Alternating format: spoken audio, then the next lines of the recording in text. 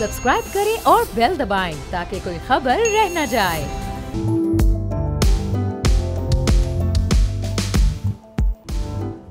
अस्सलाम वालेकुम, मैं हूं अरबाब जहांगीर। आप देख रहे हैं प्रोग्राम बेवपार। और बजट जो कि 2 हफ्ते पहले पेश हुआ था, अब कुछ दिन बाद उसकी मंजूरी होनी है, लेकिन उस पर बहुत ज़्यादा इस वक्त सवालात उठ रहे हैं। उस पर एक अवामी रद्द-ए-अमल भी सामने आया, और वो इसलिए आया क्योंकि आवाम पर टैक्सेस की भरमार कर दी गई। जो लोग पहले टैक्स पेयर्स थे, टैक्स दे रहे थे, उन पर टैक्सेस की शरह में इजाफा किया गया। लेकिन दूसरी तरफ हमने देखा कि हुकूमत जो कि इस वक्त बार बार हमें मुश्किल हालात से मुतालिक बताती है, उसने अपने खर्चों में कहीं कोई कमी नहीं की। हमने कोई वजारत ख़त्म होते नहीं देखी, किसी वजारत के खर्चों में कटौती होते नहीं देखी। तो ये जो मुश्किल वक्त है, इसका जो पूरा का पूरा बोझ है वो आवाम पर क्यों मुंतकिल किया जा रहा है? वो हुकूमत उसमें अपना रोल क्यों नहीं प्ले कर रही है? हमने देखा कि जब पोस्ट बजट प्रेस कॉन्फ्रेंस थी, उसमें वफाकी वज़ीर ख़जाना से जब इस सिलसिले में सवालात हुए तो उन्होंने अपनी इंटेंशन ज़रूर शो की, लेकिन 100-120 दिन के बाद भी अभी तक वो अपनी नीयत हमें बता रहे हैं कि वो चीज़ें ठीक करना चाहते हैं। ये अमल हमें पिछले 100-120 दिन में होता हुआ क्यों नज़र नहीं आया? कोई इसका नुक्ता आगाज़ हमने क्यों नहीं देखा कि ऐसी किसी चीज़ का आगाज़ हुआ हो? तो ये अगर पूरी सूरत हाल है तो मामलात कैसे आगे बढ़ेंगे? आवाम पर मज़ीद कितना बोझ इस बजट की मंजूरी के बाद डल जाएगा, पड़ जाएगा? 1 जुलाई के बाद मुल्क में मज़ीद कितनी महंगाई बढ़ सकती है और एक आम आदमी कितनी मुश्किल में आ सकता है? इस पूरी सूरत हाल पर हम गुफ्तगू करेंगे। और ऐसे में हुकूमत की जिम्मेदारी बनती क्या है? असल ये भी सवाल हमारे पास मौजूद है। Vice chancellor pied Nadeem ul Haq साहब हमारे साथ मौजूद हैं। डॉक्टर साहब, बहुत शुक्रिया, आप प्रोग्राम के लिए आपने वक्त निकाला। आप इस वक्त जो हम हुकूमत की इंटेंशन देख रहे हैं, उनकी विल देख रहे हैं, जो उनका बजट है, क्या जो उनकी बातें हैं और जो उनका अमल है, उसमें आपको तज़ाद नज़र आ रहा है? हुकूमत की इकनॉमिक पॉलिसी इस वक्त आपको बेहतर नज़र आ रही है? आगे कंटिन्यूशन अगर इस पॉलिसी की रहती है तो मुल्क की मईशत मुस्तहकम होती है, आपको नज़र आ रही है डॉक्टर साहब, या फिर नहीं? देखिए जी, जो बजट आया उसमें तो लगता है कोई नई चीज नहीं है, बल्कि उल्टा हुआ है। उन्होंने अखराजात बढ़ाए हैं। मतलब फॉर एग्जांपल पीएसटीपी 100% बढ़ाने की जरूरत थोड़ी सी, पता नहीं कितना परसेंट बढ़ा दिया, बहुत ज्यादा बढ़ा दिया। पीएसटीपी को जरूरत नहीं थी। एमएनएस का शेयर बढ़ा दिया। अब बंदरबान शुरू हो गई है कि जी आधे उनको मिलेंगे, आधे उनको मिलेंगे। ये चीजें माजी की बातें। आई थिंक थोड़ा सा मॉडर्नाइज हो जाए। ये पीएसटीपी अव्वल तो इसको रैशनलाइज करने की जरूरत है। मैं जब डिप्टी चेयरमैन था तब से कह रहा हूँ कि इसमें बहुत वेस्ट है, बहुत वेस्ट है। इसको खुदारा बैठ के स्क्रूटनी करे और ठीक करे।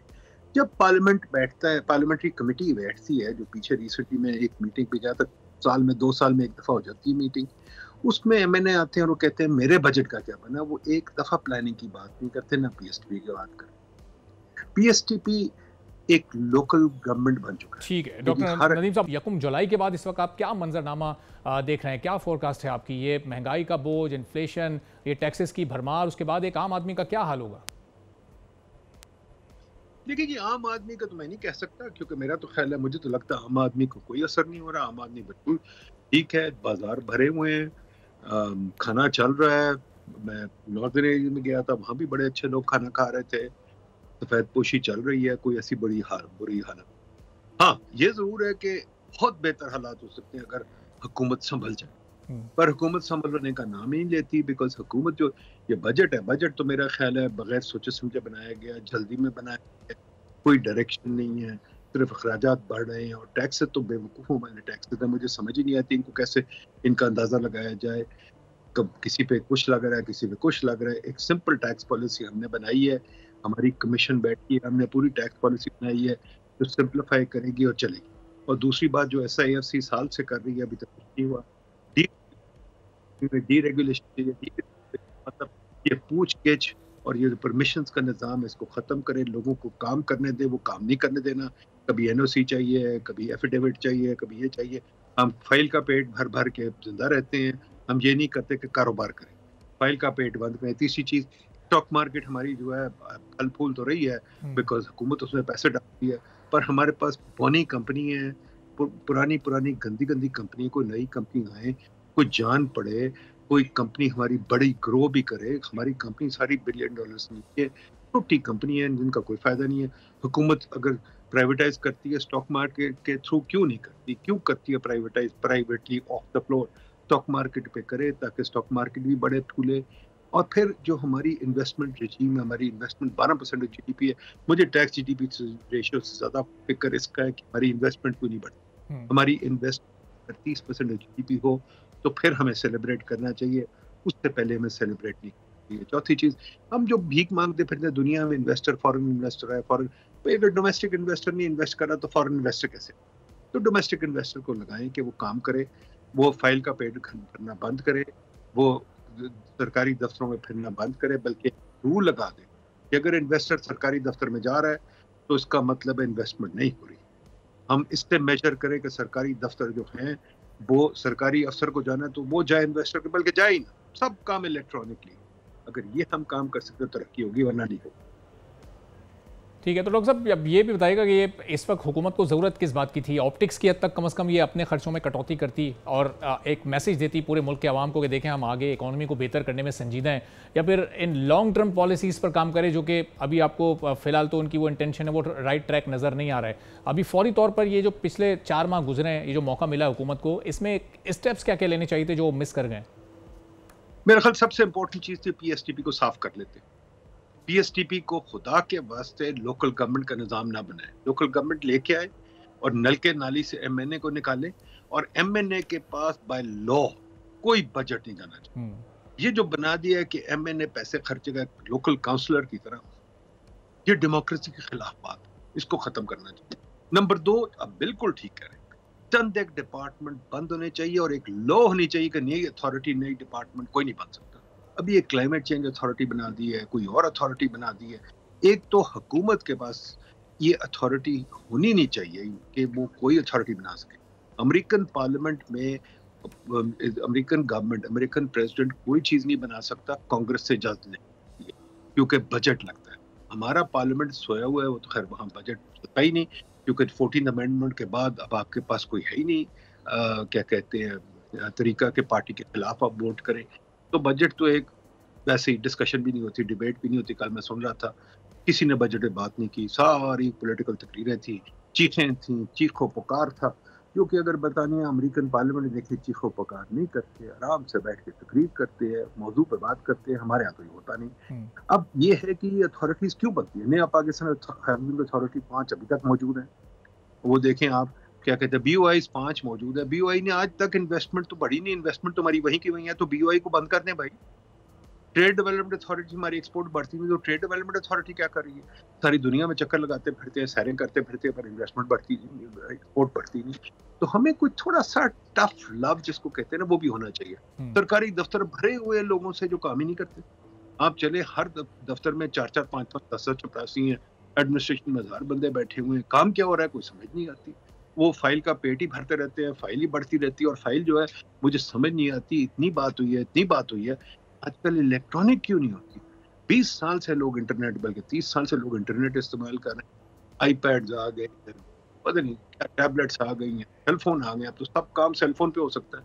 पर नहीं, हमने इतनी मोटी मोटी फाइल, 10-10 फोटोकॉपियर, एक फोटोकॉपी करने वाला ही हर दफ्तर में 10 बंदे हैं। तो ये तो हम चीजें बंद कर सकते हैं, ये सिंपल चीजें हैं। और कितनी अथॉरिटी। तो नदीम साहब, अगर ये सब कुछ नज़रअंदाज उस सूरत में हो रहा हो कि आपका फाइनेंस मिनिस्टर कोई रिवायती सियासतदान हो जो अपने सियासी मफादात को देख रहा हो, तो चलें बात समझ भी आती है, फिर आप ये लेवरेज उनको दे सकते हैं। लेकिन जब एक खास तौर पर एक टेक्नोक्रेट के हवाले ये पोर्टफोलियो किया गया है, तो फिर तो ऐसा लग रहा था कि कोई नई सोच आएगी, कोई नया विजन आएगा, नए आइडियाज़ आएंगे, कुछ नए कॉन्सेप्ट्स आएंगे इकोनॉमी के। तो ऐसा कुछ आपने कोई 1% भी कोई नया आइडिया या इकोनॉमी को स्टेबिलिटी की तरफ ले जाने वाली कोई इंटेंशन अभी तक आपने नोट की है? देखिए जी, हमारे अगर आप 2000 से देखें, हमारे पास 3 बैंकर आ चुके हैं फाइनेंस मिनिस्टर, शौकत तरीन, शौकत अजीज और या औरंगजेब साहब, और 2 दफा हफीज शेख आ चुके, या 3 दफा, ठीक है। बीच में डार साहब आ चुके हैं, अकाउंटेंट पहले। तो हमारे पास हमेशा रहे हैं टेक्नोक्रेट्स, ऐसी कोई बात नहीं है। प्रॉब्लम ये नहीं है कि टेक्नोक्रेट्स आते हैं, पॉइंट ये नीचे टीम कोई नहीं। आप देखें, मैं हैरान हूँ आप हमारे मुल्क पे, अब हम लोगों पे, कि क्रिकेट टीम में हम पूरे 12 बंदे गिनते हैं, बाबर आजम पे तनकीद करते हैं, फलाने पे तनकीद करते हैं वगैरह। हमारी फाइनेंस मिनिस्ट्री में टीम ही कोई नहीं होती। एक बंदा आ जाता है, हम सोचते हैं चेंज, भाई टीम कहाँ है? अमेरिका में जब हुकूमत बदलती है टीम आती है पूरी, यहाँ टीम कहाँ है? हमारे पास तो कोई है ही नहीं। फिर दूसरी चीज़ है, फाइनेंस मिनिस्टर साहब की टीम बड़ी क्लियर है, डिक्लेयर हो गई है, सबने बता दिया है, हुकूमत ने बता दिया उसकी टीम कौन है। उसकी टीम तो बाहर के कंसल्टेंट है। आप मैकिन्जी से बंदे ले आते हैं, आप जनाब फलाने कंसल्टिंग फर्म से ले आते हैं, आप वर्ल्ड बैंक से ले आते हैं, आप डिफेंस से ले आते हैं। तो जब आपकी टीम ही सारी बाहर की है, लोकल बंदे ही टीम में कोई नहीं। आपने 200 यूनिवर्सिटी बनानी, उनका तो बंदा कोई टीम में नहीं होता। आपके थिंक टैंक PID जैसे, वो तो कोई नहीं होते टीम में। ان کی تو بات بھی نہیں سنتے, تو ہزار چیزیں لکھتے ہیں اور بہت چیزیں لکھتے ہیں. ہم نے تو IMF پروگرام بھی لکھ کے, ہم نے ٹیکس پالیسی بھی لکھ کے دی. بھائی بات بھی کوئی کر لے, بات بھی کوئی کرنے کو تیار نہیں. وہ جو ہمارے لینڈرز ہیں جو پیسے ہمیں بانٹتے ہیں, جن کا کام ہے ہمارا ڈیٹ, وہ کہتے ہیں بھائی ہم آپ کو ایڈوائز. اب حیرانگی کی بات ہے کہ 2008 کے کرائسس میں جب گلوبل کرائسس آیا تھا تو انہوں نے ایک چیز بڑی واضح کر دی. انہوں نے کہا تھا جو پیسے لینڈ کرتا ہے یا بروکریج کرتا ہے وہ ایڈوائس نہیں دے سکتا. ہم آج تک یہ سمجھے ہی نہیں کہ جو لینڈر ہمیں ایڈوائس دیتا ہے وہ پھر ہمیں ایڈوائس بڑی سوچ کے لینی چاہیے, ویسے نہیں لینی چاہیے کیونکہ وہ اپنے مفاد کی بات. بٹ اب یہ تو اگر کوئی بڑی ٹیم ہو تو بات ہے. پھر دوسری چیز ہے آپ کی سول سروس کے جو لوگ ہیں وہ تو آدھا ٹائم تو لینڈر کے ساتھ کاٹتے ہیں, آدھا ٹائم تو آپ کے پروجیکٹ میں کاٹتے ہیں. ان کا تو مفاد جو ہے وہ پروجیکٹ کے ساتھ لنکڈ ہے. تو ہمیں بہت, ہم اس پہ بار بار لکھ چکے ہیں سول سروس ریفارم. بھائی ڈیپ اسٹرکچرل ریفارم جو آپ کرتے ہیں نا, وہ اسٹرکچرل ریفارم کا مطلب ایک لفظ ہی بن جاتا ہے. اسٹرکچرل ریفارم کا مطلب ہے آپ نے کام کرنے کے طریقے بدلیں, آپ ڈیجیٹل کام کریں, فائلیں فیتے والی فائلیں ختم کریں, آپ سرکاری دفتروں میں چکر لگانا بند کریں, آپ سرکاری دفتر بہت سارے بند کریں. یہ جو additional secretary, deputy secretary, section officer 6 layers ہیں, ان کو ختم کریں. آپ سول سروس کے ہاتھ میں سب کچھ نہ چھوڑیں جہاں ٹیکنوکریٹس نہیں ہیں. جو بجٹ ہے وہ ٹیکنوکریٹس کو بنانا چاہیے, اس میں فائنانس سیکرٹری ٹیکنوکریٹ ہونا چاہیے. جب انڈیا میں ریفارم آیا تھا تو منموہن سنگھ فائنانس منسٹر تھا, مونٹیک آلووالیہ جو ایک بہت پائے کا اکانومسٹ ہے فائنانس سیکرٹری تھا. اس کے بعد اس کے نیچے سارے راکیش موہن وغیرہ سارے اکانومسٹ تھے. پورا اکانومسٹ کا کادر ان کا آج تک بجٹ بناتا ہے. پھر راکیش موہن تھا فائنانس سیکرٹری جو اگین اکانومسٹ تھا. اس طرح انہوں نے ایک اکانومسٹ کا کادر جو کام کرتا ہے اور جو ایڈوائس. تو ندیم صاحب یہ والا فارمولا پھر یہاں پر کیوں مسنگ ہے؟ فائنانس منسٹر کی ٹیم جو تھنک ٹینک ہے وہ یہاں کا کیوں نہیں ہے؟ یہاں کے لوگ پر ان کو ٹرسٹ کیوں نہیں ہے؟ کمپیٹنس کا ایشو ہے یا پھر یہ کوئی نیپوٹزم والا معاملہ ہے کہ جن لوگوں میں آپ اٹھے بیٹھے ہیں یا جو آپ کے دوست سے آ رہے ہیں انہی سے آپ کو, یا پھر یہ کوئی پریشر ہے کہ آپ کو باہر سے ہی اپنے ایڈوائزرز رکھنے ہیں؟ دیکھیے جی, اس میں یہ پریشر تو ہے, بہت زیادہ پریشر ہے. کیونکہ دیکھیے سارے جو آپ کے لینڈرز ہیں فار ایگزامپل یا ڈونرز ہیں, یو ایس ایڈ ہوئی, DFID F C D O ہوا وغیرہ وغیرہ, وہ سب کہتے ہیں کہ ہمارے کنسلٹنگ فرم آپ کی پالیسی بنائیں گے اور وہ بناتے ہیں. اور کئی ہمارے جو افسران ہیں ان میں کام کرتے ہیں.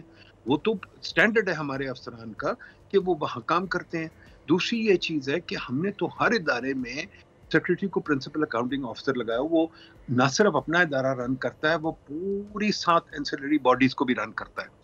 آپ دیکھیے جو اکانومکس کو چلے چھوڑے, انرجی سیکٹر میں دیکھ لیں, ہمارا اتنا نقصان ہوا انرجی سیکٹر میں. آپ مجھے بتائیے انرجی سیکٹر میں کتنے ایکسپرٹس ہیں؟ انرجی سیکٹری چلاتا ہے, انرجی سیکٹری اکثر کبھی ایگریکلچر, کبھی کامرس, کبھی کہیں سے آ جاتا ہے, وہ چلاتا ہے. اور پھر اس کے نیچے جو لوگ ہوتے ہیں ڈسکو میں, وہ جونیئر لوگ ہوتے ہیں. دنیا میں ڈسکو جو ہے بہت انڈیپینڈنٹ ہوتا ہے. اور ہمارے بھی جب بینکس آزاد ہوئے تھے یا ٹھیک ہوئے تھے, اس میں شوکت ترین آیا تھا, بڑے اچھے طریقے تھا, بڑی اچھی نوکری پہ. ہمارے تو یہاں ڈسکوز میں آتے ہی کوئی نہیں. We don't believe in profession. چلیں ندیم صاحب, چونکہ وقت کی تھوڑی کمی, آنے والے دنوں میں اس پر مزید بھی گفتگو کرتے رہیں گے. بہت بہت شکریہ ڈاکٹر ندیم الحق صاحب, وائس چانسلر پائیڈ ہمارے ساتھ موجود تھے. ناظرین, آج کے پروگرام سے اجازت دیجیے. اللہ حافظ.